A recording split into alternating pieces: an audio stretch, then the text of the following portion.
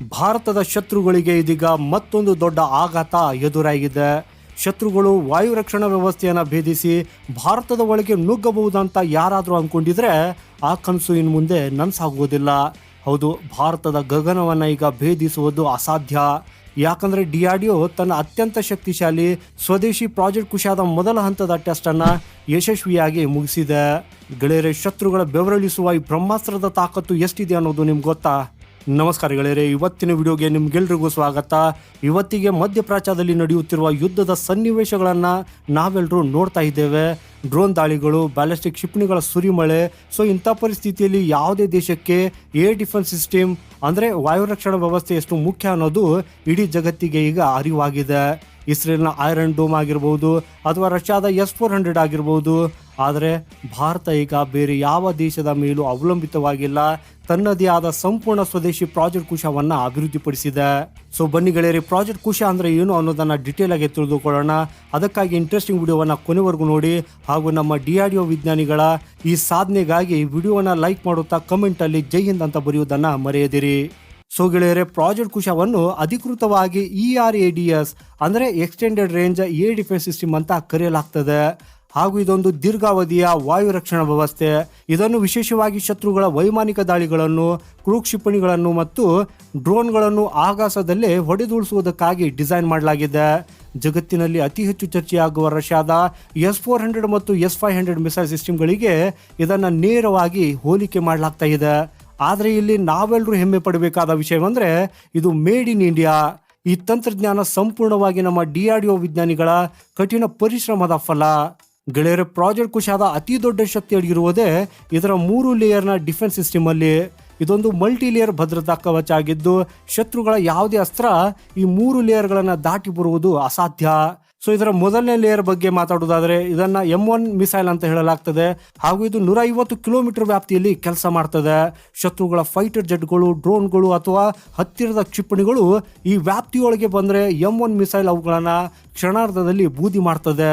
So ಈಗ ಎರಡನೇ ಲೇಯರ್ನ ಮಿಸೈಲ್ನ ಬಗ್ಗೆ ಮಾತಾಡೋಣ. ಹಾಗೂ ಅದು M2 ಮಿಸೈಲ್. ಇದರ ರೇಂಜ್ 250 ಕಿಲೋಮೀಟರ್ ಹಾಗೂ ಇದು AESA ರೆಡಾರ್ ತಂತ್ರಜ್ಞಾನದೊಂದಿಗೆ ಕೆಲಸ ಮಾಡ್ತದೆ. ಹಾಗೂ ಈ ರೆಡಾರ್ ಎಷ್ಟು ಪವರ್ಫುಲ್ ಅಂದರೆ ಗುರಿಯನ್ನು ಅತ್ಯಂತ ನಿಖರವಾಗಿ ಗುರುತಿಸಿ ಹೊಡೆದುಳಿಸುತ್ತದೆ. ಸ್ಟೆಲ್ತ್ ಫೈಟರ್ ಜೆಟ್ಗಳಿಗೂ ಕೂಡ ಇದರಿಂದ ತಪ್ಪಿಸಿಕೊಳ್ಳುವುದಕ್ಕೆ ಸಾಧ್ಯವಿಲ್ಲ. ಸೊ ಈಗ ಮೂರನೇ ಲೇಯರ್ ಬಗ್ಗೆ ಮಾತಾಡೋಣ. ಹಾಗೂ ಅದು M3 ಮಿಸೈಲ್. ಗೆಳೆಯರೆ, ಇದು ಅತ್ಯಂತ ಅಪಾಯಕಾರಿ ಮತ್ತು ಲಾಂಗ್ ರೇಂಜ್ನ ಮಿಸೈಲ್. 350ರಿಂದ 400 ಕಿಲೋಮೀಟರ್ವರೆಗೆ ಇದರ ಸಾಮರ್ಥ್ಯವಿದೆ. ಹಾಗೂ ಶತ್ರುಗಳ ಅಬ್ಯಾಕಸ್ ವಿಮಾನಗಳು ಮತ್ತು ಅತ್ಯಂತ ವೇಗವಾಗಿ ಬರುವ ಬ್ಯಾಲಿಸ್ಟಿಕ್ ಕ್ಷಿಪಣಿಗಳನ್ನು ಬಾಹ್ಯಾಕಾಶದ ಅಂಚಿನಲ್ಲಿ ನಾಶ ಮಾಡುವ ತಾಕತ್ತು ಈ M3 ಮಿಸೈಲ್ಗಿದೆ. ಹಾಗೂ ಈ 3 ಲೇಯರ್ಗಳು ಒಟ್ಟಿಗೆ ಕೆಲಸ ಮಾಡುವುದಕ್ಕೆ ಶುರು ಮಾಡಿದರೆ ಭಾರತದ ಗಗನದಲ್ಲಿ ಒಂದು ಅದೃಶ್ಯ ಗೋಡೆ ನಿರ್ಮಾಣವಾಗ್ತದೆ. ಗೆಳೆಯರೆ, ಆಧುನಿಕ ಯುದ್ಧ ತಂತ್ರದಲ್ಲಿ ಬದಲಾವಣೆಗಳಾಗ್ತಾ ಇವೆ. ಡ್ರೋನ್ ಮತ್ತು ಕ್ರೂಸ್ ಮಿಸೈಲ್ಗಳ ಬಳಕೆ ಹೆಚ್ಚಾಗಿದೆ. ಸೊ ಇವೆಲ್ಲವನ್ನ ಟ್ರ್ಯಾಕ್ ಮಾಡಿ ನಾಶ ಮಾಡುವುದಕ್ಕಾಗಿ ಪ್ರಾಜೆಕ್ಟ್ ಕುಶ ಈಗ ಸಿದ್ಧವಾಗಿದೆ. ಸೊ ಇಷ್ಟೆಲ್ಲ ಕೇಳಿದ ಮೇಲೆ ನಿಮ್ಮ ಮನಸ್ಸಿನಲ್ಲಿ ಒಂದು ಪ್ರಶ್ನೆ ಬರ್ತಾ ಇರಬಹುದು, ಈ ಸಿಸ್ಟಮ್ ಭಾರತೀಯ ಸೇನೆಗೆ ಯಾವಾಗ ಸಿಗ್ತದೆ ಅನ್ನೋದು. ಸೊ ಇದನ್ನು ಗಮನವಿಟ್ಟು ಕೇಳಿ ಗೆಳೆಯರೆ. DRDOನ ಯೋಜನೆ ಪ್ರಕಾರ 2026ರ ವೇಳೆಗೆ ಇದರ ಫ್ಲೈಟ್ ಟೆಸ್ಟಿಂಗ್ ಸಂಪೂರ್ಣವಾಗಿ ಆರಂಭವಾಗಲಿದೆ. 2026ರ ವೇಳೆಗೆ ನಮ್ಮ ಗಡಿಗಳಲ್ಲಿ ಇದರ ಆರಂಭಿಕ ನಿಯೋಜನೆ ಆಗಲಿದೆ. ಹಾಗೂ 2030ರ ಹೊತ್ತಿಗೆ ಇದು ಸಂಪೂರ್ಣವಾಗಿ ಆಪರೇಷನಲ್ ಆಗಲಿದೆ. ಆದರೆ DRDO ಹೇಳುವ ಪ್ರಕಾರ ಈ ಪ್ರಕ್ರಿಯೆ ಇದಕ್ಕಿಂತ ಮುಂಚೆ ಮುಗಿಯುವ ಸಾಧ್ಯತೆಗಳು ಕೂಡ ಇವೆ. ಭಾರತೀಯ ವಾಯುಪಡೆ ಈಗಾಗಲೇ 5 ಸ್ಕ್ವಾಡ್ರನ್ಗಳ ಖರೀದಿಗೆ ಹಸಿರು ನಿಶಾನೆ ತೋರಿದೆ. ಹಾಗೂ ನಿಮಗೆ ಇನ್ನೊಂದು ಮುಖ್ಯವಾದ ವಿಷಯ ಗೊತ್ತಿರಬೇಕು, ಈ ಪ್ರಾಜೆಕ್ಟ್ ಕುಶ ಭಾರತದ ಬೃಹತ್ ಮಿಷನ್ ಸುದರ್ಶನ್ ಚಕ್ರದ ಒಂದು ಪ್ರಮುಖ ಭಾಗವಾಗಿದೆ. 2035ರ ವೇಳೆಗೆ ಇಡೀ ಭಾರತ ದೇಶಾದ್ಯಂತ ಒಂದು ಬಲಿಷ್ಠವಾದ ಏರ್ ಡಿಫೆನ್ಸ್ ನೆಟ್ವರ್ಕ್ ಅನ್ನು ಸ್ಥಾಪಿಸುವುದು ಇದರ ಅಂತಿಮ ಗುರಿಯಾಗಿದೆ. ಹಾಗೂ ಇತ್ತೀಚೆಗಷ್ಟೇ ರಕ್ಷಣಾ ಸಚಿವ ರಾಜನಾಥ್ ಸಿಂಗ್ ಅವರು ನಡೆಸಿದ ಉನ್ನತ ಮಟ್ಟದ ಸಭೆಯಲ್ಲಿ ಭದ್ರತೆಯ ಬಗ್ಗೆಯೂ ಕೂಡ ಇದೇ ಕಾರಣಕ್ಕೆ ಚರ್ಚೆ ನಡೆಸಲಾಗಿದೆ. ಸೊ ಈಗ ನಿಮ್ಮೆಲ್ಲರ ಮನಸ್ಸಿನಲ್ಲಿ ಒಂದು ಬಹುದೊಡ್ಡ ಪ್ರಶ್ನೆ ಕಾಡ್ತಾ ಇರಬಹುದು. ಅದು ಏನಂದ್ರೆ, ಭಾರತದ ಹತ್ತಿರ ಈಗಾಗಲೇ ರಷ್ಯಾದ ಅತ್ಯಾಧುನಿಕ S-400 ಏರ್ ಡಿಫೆನ್ಸ್ ಸಿಸ್ಟಮ್ ಇದೆಯಲ್ಲ, ಹಾಗಿದ್ಮೇಲೆ ಸಾವಿರಾರು ಕೋಟಿ ಖರ್ಚು ಮಾಡಿ ಈ ಪ್ರಾಜೆಕ್ಟ್ ಕುಶ ಯಾಕೆ ಬೇಕು? ಗೆಳೆಯರೆ, ಇದಕ್ಕೆ ಉತ್ತರ ಬಹಳ ಸರಳ ಆದರೆ ಅಷ್ಟೇ ಗಂಭೀರವಾಗಿದೆ. ಮೊದಲನೇದಾಗಿ, ಭಾರತ ಒಂದು ಬೃಹತ್ ದೇಶ. ನಮ್ಮ ಗಡಿಗಳು ಸಾವಿರಾರು ಕಿಲೋಮೀಟರ್ಗಳಷ್ಟು ವಿಸ್ತಾರವಾಗಿವೆ. ನಾವು ರಷ್ಯಾದಿಂದ ಕೇವಲ 5 S-400 ಸ್ಕ್ವಾಡ್ರನ್ಗಳನ್ನಷ್ಟೇ ಖರೀದಿಸಿದ್ದೇವೆ. ಹಾಗೂ ಇವು ಇಡೀ ದೇಶವನ್ನು ಕವರ್ ಮಾಡುವುದಕ್ಕೆ ಸಾಧ್ಯವಿಲ್ಲ. ಎರಡನೇದಾಗಿ, ರಷ್ಯಾ ಮತ್ತು ಉಕ್ರೇನ್ ಯುದ್ಧ ಶುರುವಾದ ಮೇಲೆ ಜಗತ್ತಿನ ಸಮೀಕರಣಗಳೇ ಬದಲಾಗಿವೆ. ಸೊ ಯುದ್ಧದ ಕಾರಣದಿಂದ ರಷ್ಯಾದಿಂದ ಬರಬೇಕಾಗಿದ್ದ ಸ್ಪೇರ್ ಪಾರ್ಟ್ಸ್ ಮತ್ತು ಮಿಸೈಲ್ಗಳ ವಿತರಣೆಯಲ್ಲಿ ವಿಳಂಬವಾಗ್ತಾ ಇದೆ. ಯಾವುದೇ ಒಂದು ಶಕ್ತಿಶಾಲಿ ದೇಶ ತನ್ನ ದೇಶದ ಭದ್ರತೆಗಾಗಿ ಬೇರೆ ದೇಶದ ಮೇಲೆ ಸಂಪೂರ್ಣವಾಗಿ ಅವಲಂಬಿತವಾಗುವುದು ಬಹಳ ಅಪಾಯಕಾರಿ. ನಾಳೆ ನಾವೇನಾದರೂ ಯುದ್ಧ ಎದುರಿಸಬೇಕಾಗಿ ಬಂದರೆ ನಮಗೆ ಬೇಕಾದ ಕ್ಷಿಪಣಿಗಳನ್ನು ನಾವೇ ನಮ್ಮ ದೇಶದಲ್ಲಿ ನಮಗೆ ಬೇಕಾದಷ್ಟು ಉತ್ಪಾದನೆ ಮಾಡಿಕೊಳ್ಳುವಂತಿರಬೇಕು. ಹಾಗೂ ಪ್ರಾಜೆಕ್ಟ್ ಕುಶ ಈ ಆತ್ಮನಿರ್ಭರತೆಯ ಬಹುದೊಡ್ಡ ಹೆಜ್ಜೆ ಆಗಿದೆ. ಸೊ ಇದು ಸಂಪೂರ್ಣವಾಗಿ ಮೇಕ್ ಇನ್ ಇಂಡಿಯಾ ಆಗಿರುವುದರಿಂದ ನಿರ್ವಹಣೆ ಮತ್ತು ಅಪ್ಗ್ರೇಡ್ ಮಾಡುವುದು ನಮಗೆ ಬಹಳ ಸುಲಭ.